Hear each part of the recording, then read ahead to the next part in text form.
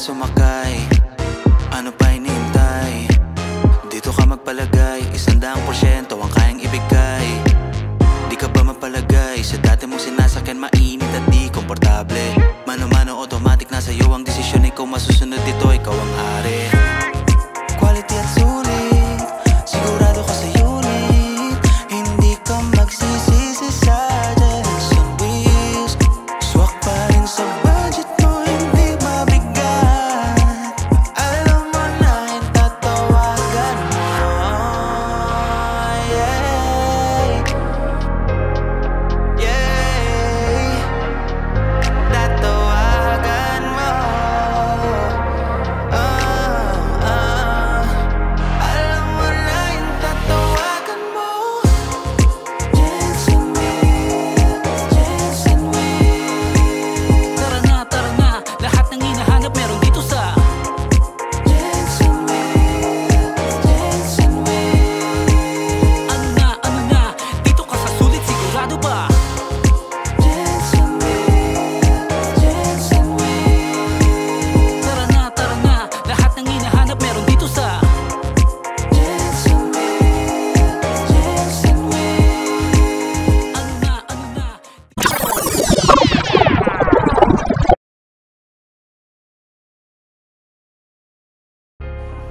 Hello mga ka-wheels, good afternoon sa inyo lahat. Ayan, nandito tayo ngayon sa yard para kuhanan ng ating third receiver sa ating paluwagan. Ayan, itong kanyang unit is DA64B 4x2 manual. Ayan, so nag-upgrade si client ng ating manual since ang ating paluwagan is straight matic lang. So ayan, ipo-pull out natin siya ngayon. Napilihan na natin to last time na sala na natin yung kanyang engine, pasado naman. So ngayon ipo-pull out natin to ngayon. Ayan. So diretso na to sa ating shop. Ayan, hindi nyo na to makikilala later on. Ayan o. So congratulations sa ating third receiver ng ating paluwagan, DA64B 4x2 manual. Ayan. So sige, mag-update tayo ulit mga ka-wheels. So ayun mga ka-wheels, i-pull out na natin tong unit ng ating third receiver sa paluwagan. Ayan, DA64B na manual. Ayun o. So congrats sa ating third receiver. Ayan, masisimulan na nating i-build ang inyong unit. Diretso na to sa ating conversion shop. Ayan o. So mag-update ulit kami mga ka-wheels kapag nasa pag nasa shop na to. Ayan. Sige, update tayo ulit. Hello mga ka-wheels, good morning sa inyong lahat. Ayan, update ulit tayo dito sa ating third receiver ng ating paluwagan, ang ating DA64B na 4x2 manual. So ayan, nandito na tayo sa shop. Ayan, nandito na yung kanyang unit. So diniretso na natin ito sa ating conversion shop. So i-convert na natin to. Ayan. Then yung itong mga pinagkatingan niya sa Japan, ayan, ipupuliwal natin, sa solve natin yan. Yung manibela niya i-convert natin from right to left. Ayan o. Yung rack in niya, brand new left hand drive. Then dito nag-add si client ng Grandia taillight. So ito po ay first time namin na kakabitan ng Grandia taillight, itong DA64B. Kadalasan kasi DA17B ang kinakabitan namin. So ayan mga ka-wheels, nakalas na natin dito yung ibang parts.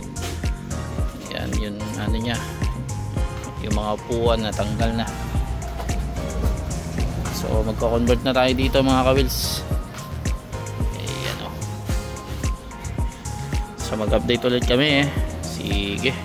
Hello mga ka-wheels, ayan, update naman tayo ulit dito sa unit ng ating third receiver ng paluwagan. Ayan, so nagkalas na tayo dito ng kanyang harap. Ayan, tinanggal natin yung steering rack nya. So dito papakita natin yung luma nya. Ito yung luma nya. Ayan, from Japan. Then ito yung brand new na ipapalit natin. Ayan, ang kinuha lang natin dito yung steering box. Ayan, So ibabalik lang natin yan. Ayan. So naka brand new left hand drive power steering siya. Ayan. Then ongoing na rin sa kanyang dashboard. Ayan, naantay lang natin yung dashboard man. Then isa-solid din natin tong mga pinag-weldingan sa Japan, yung mga pinagkatingan sa yard. Ayan. Ayan, then magtatapal tayo dito mga butas.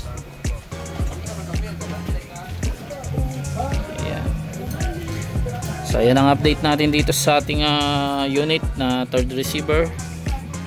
Ayan, sa ating palawagan. So mag-update ulit kami mga ka-wheels. Sige.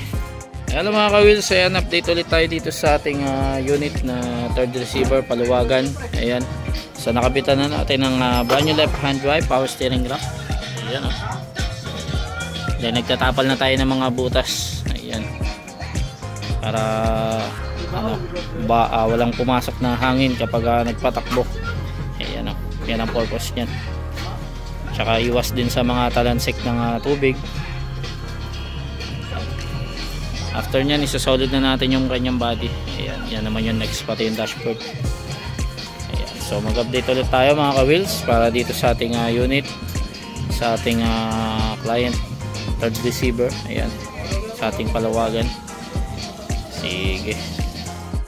Hello mga ka-wheels, ayan, update ulit tayo dito sa ating unit ng ating third receiver. Itong kanyang unit is yung palawagan. Ayan, so nandito pa rin siya sa conversion, pero halos tapos na solid na yung kanyang body, then na-align na, na-convert na rin. So dito na rin natin na sinisimulan yung kanyang painting. Ayan. Pero ililipat na lang natin to later on pag bubuga na natin. Ayan. So sinisimulan na natin dito, na sander na natin, then yan nililiha-liha na, mamasilyahin, kinakalas yung mga parts. Then dito magkakabit rin tayo ng kanyang Grandia taillight. Ayan, kaya siya nandito pa. Ayan, so susukatan natin dito, since yan yung kanyang upgrade. So mag-update ulit kami mga ka-wheels. So far yan pa lang kanyang update. Sige, update tayo ulit.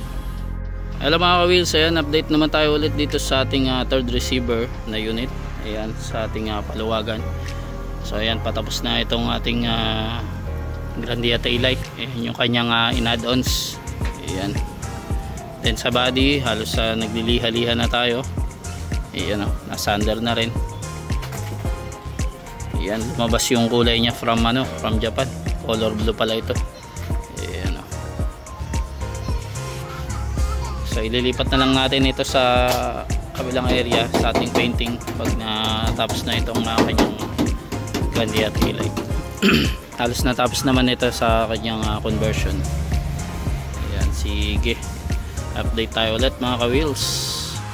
Hello mga ka-wheels, ayan, update ulit tayo dito sa ating third receiver na unit. Itong ating paluwagan na DA64B na 4x2 manual. Ayan. So nag-base coat na tayo. Ayan. So dito na natin pinugahan since puno tayo sa ating painting area. Dito na lang natin din pinesto sa conversion. Ayan. So binubuga na natin ang base coat, ayan, or first coating nya.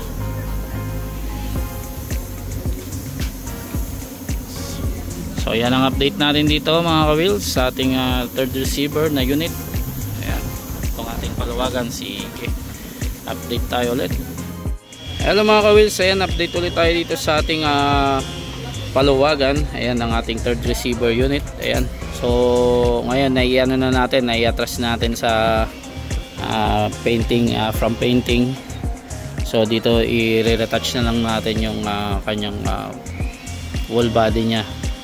Ayan, halos patapos na sana to sa painting, pero may hindi pa pasado sa atin. So ayan, i-retouch natin. Then habang inaantay natin yon, muna tayo, engine PMS. Ayan.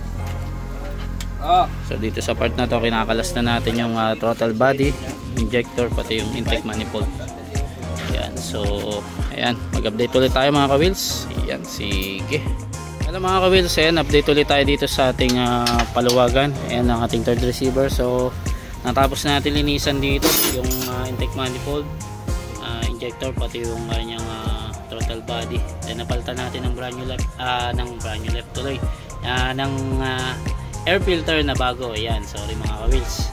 Ayan. Then dito nag-change oil din tayo. Ayan, nalinisan din natin yung kanyang oil pan dito.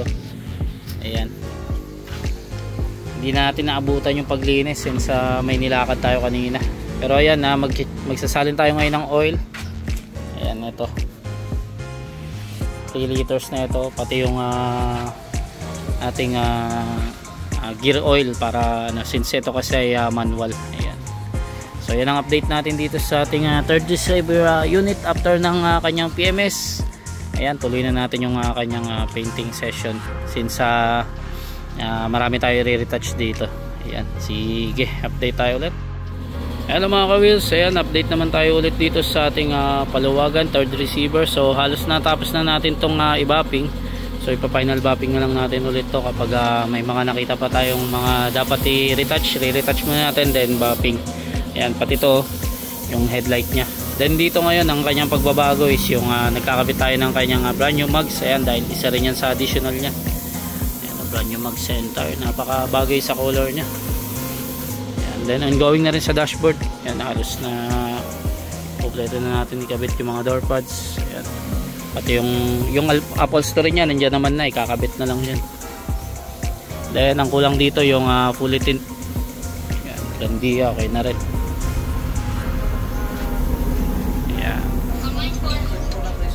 Later on kakabit na lang natin yung plaka nya.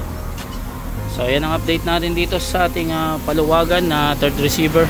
Ayan, sige, update ulit tayo.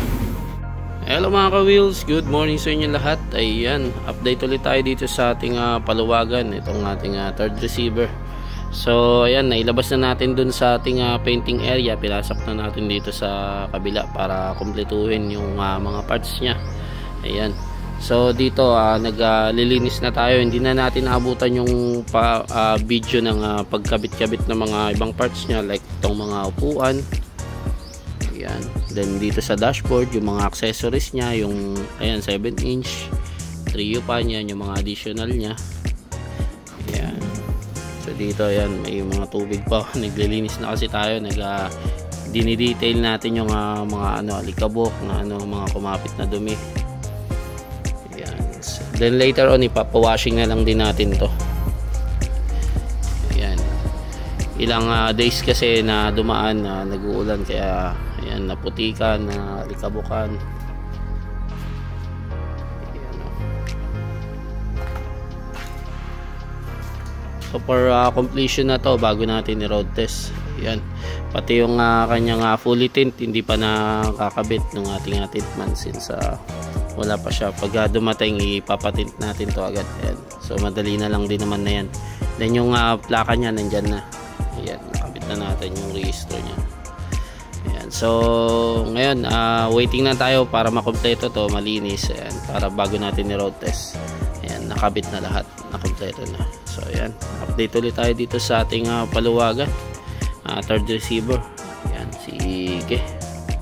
Hello mga ka-wheels, ayan, update ulit tayo dito sa ating made to order unit na DA64V na manual. Ayan, ito po ay sa ating paluwagan third receiver. Ayan, so ngayon kinukompleto na natin halos yung fully tint nya. Ayan, yun na lang kasi yung kulang dyan. Then naglilinis-linis na tayo sa loob. After nyan ipapawashing natin to, then i-road test. I-road test muna natin bago natin ipawashing. Ayan, kasi maalikabukan pa to sa ating road test Ayan, so silipin natin dito sa loob. Ayan, so dinidetail na natin sa loob. Ayan,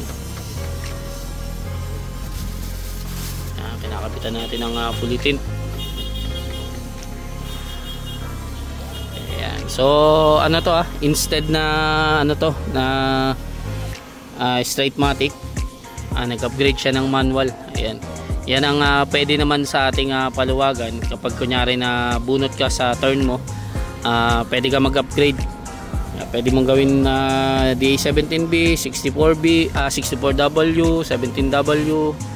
Ayan, pwede ka mag-upgrade. Pero ang pinaka ano natin main na unit sa ating paluwagan is DA64B na straight matic. Ayan. Straight seat lang din. Ayan. So ayan. Yan ang update natin dito sa ating paluwagan, third receiver. Ayan, mag-update ulit kami. Sige. Hello mga ka-wheels. Ayan, isang makaulimlim na hapon sa inyo lahat. Another edition naman tayo ng ating road test. This time sa ating third receiver ng paluwagan. In-upgrade niya sa D64B na 4x2 manual. Ayan. Ang paluwagan kasi natin is 4x2 matic. So ayan, testing natin.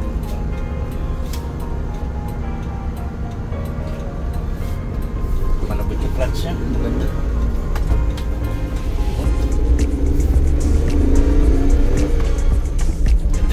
Makikita nyo wala sabit. Fourth gear, wala naman siyang kalampag. Gulong lang narinig natin sa likod. Medyo may narinig tayo pag kayo sa pabak siya. Kita natin mamaya ano. Okay, papagasolina muna kami ha. Update ko kayo mamaya.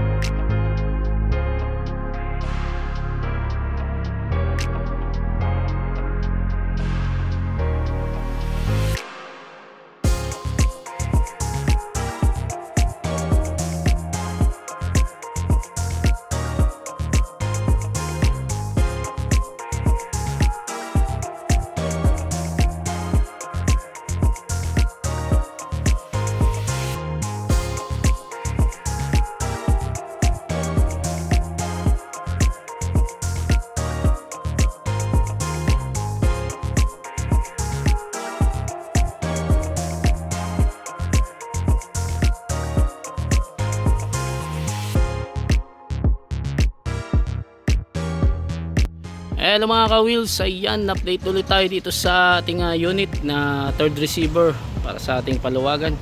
Ayan, so upon road test meron tayong mga na-discover na dapat i-adjust pa. So ayan, nakaangat na siya, so sinisilip natin sa ilalim. Then dito may mga adjustment tayo dito since may tumutulo. Ayan, sa kanyang evaporator. And then sisilipin natin yung auxiliary fan. Yan, then yung manibela niya hindi pantay, so papantayin natin yan, pati itong pintuan niya sa harap kabilaan, wala sa align. So, pag sinara siya medyo hindi siya swak. Ayan. And then ano pa ba, yun lang. Isusunod natin dito yung retouch. May mga nakita tayong i-retouch dito, so ito na ano na natin, na liha na natin to since ayan, may nakita tayong parang dents dyan. Then dito sa kabila meron din. Ayan, so possible by tomorrow na to, after matapos yung mekaniko, para isang retouch na lang kasi i-road test natin ulit to after matapos ni mekaniko. Ayan, so yan ang update natin dito sa unit ni third receiver paluwagan. Ayan, ang ating DA64B na upgraded to manual. Ayan, with Grandia taillight. So sige, mag-update ulit kami. Hello mga ka-wheels, ayan, palit tayo ng kanyang backdoor glass dito dahil nagpa-add si client dahil ayaw niya nung may mga gasgas. So inuna muna natin tong backdoor, sa next day natin yung sa gilid, mga quarter glass tsaka front glass. Kasi mag-order pa tayo ng holder. Hello mga ka-wheels, ayan, update ulit tayo dito sa ating third receiver ng ating paluwagan. Ayan, ating D64B na upgraded to manual 4x2. Ayan, so yung last na ano natin update dito is yung magpapapalit siya ng mga salamin. So ngayon napalitan na natin, and then natint na rin natin. Ayan, brand new na siya, so wala na siyang mga kalmot-kalmot dito sa kanyang salamin. Ayan, sa quarter glass, sa back glass, pati sa front. Yan. So ang inaantay na lang natin dito is yung para mapawashing yung final retouch na lang. kasi meron pa tayong mga nakitang hindi pa na perfect. Ayan. So ayan, nakompleto naman natin to sa loob. Ayan, na road test naman natin to last time. Ayan. So after ma-retouch, ipa-final road test natin, then sabay na rin natin yung pa-washing tsaka video vlog, and then possible ma-release natin to by tomorrow. Ayan. So mag-update tayo ulit mga ka-wheels para dito sa ating unit na third receiver sa Palawagan. Sige, update tayo ulit. Hello mga ka-wheels, ayan, final road test tayo dito sa ating third receiver ng ating Palawagan na unit. Ayan, DA64B 4x2 manual. Ayan, upgrade to Grandia taillight. Ayan, so maraming beses naman natin tong ni-road test last time. Bali ang na-pending lang sa atin dito is yung nagpapalit siya ng mga glass since maraming gas-gas. Pero ngayon halos nakompleto na natin. Ayan, so final road test tayo, kasabay na itong diretso na tayo sa ating washing area para ipa-car wash to, then i-video shoot natin. Ayan, after nyan i-release na natin ito sa ating third receiver. Ayan, congratulations in advance po. Ayan, malapit nyo nang makuha ang inyong unit. So mag-update ulit tayo. Sige. Hello mga ka-wheels, ayan, nandito na kami sa car wash area para ipa-car wash itong unit ni third receiver ng ating Palawagan. Ayan, congratulations in advance po. After nito i-video shoot natin. Ayan, DA64B na 4x2 manual. Ayan, upgraded to manual tsaka Grandia taillight. Nag-upgrade din pala siya ng dito ng mags. Ayan, hindi natin nabanggit. Ayan o. So, congratulations po. Mag-update ulit kami. Sige.